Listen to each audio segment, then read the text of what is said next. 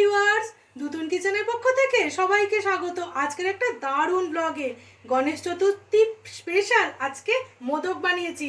এটা খুবই অল্প সময় হয়েছে আর স্বাস্থ্যকরও বটে। চলো তোমাদের ঝটপট দেখিয়ে দিই মোদকটা কেমন হয়েছে। আর পুর দেয়া বানিয়েছি, এই দেখো।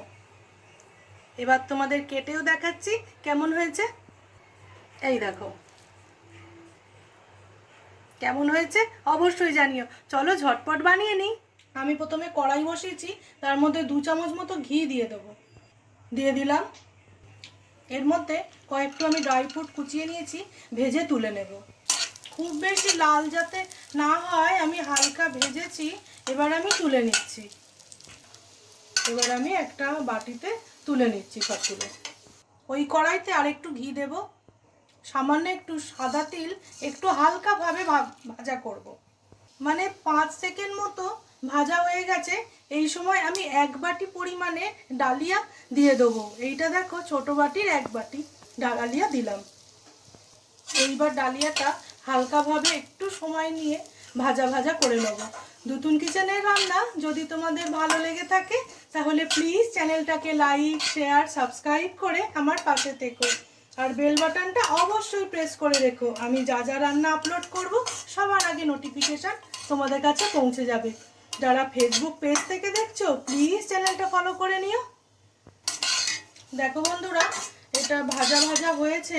আমি এর থেকে বেশি ভাজা ভাজা করব না।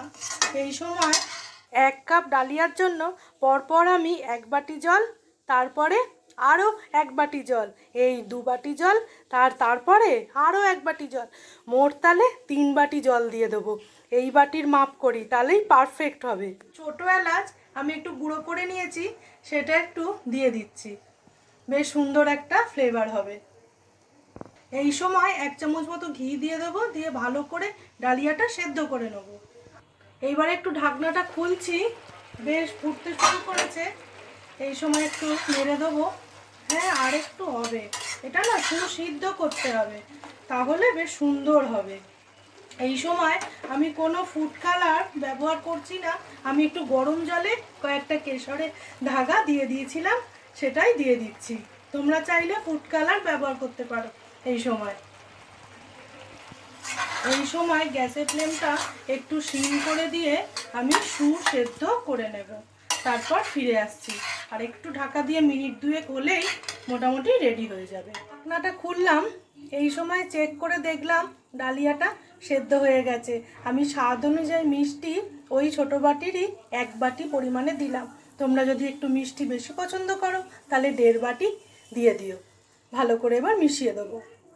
চিনিটা গলছে। এই সময় কিছুক্ষণ ঢাকা দিয়ে রাখলেই সেট হয়ে যাবে। তারপর ঠান্ডা করে নিই।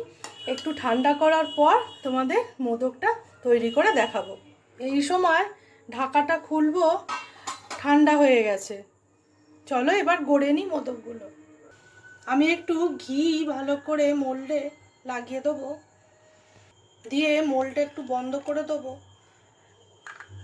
তার মধ্যে একটা ওই আমন্ড কাটা দিয়ে দিলাম।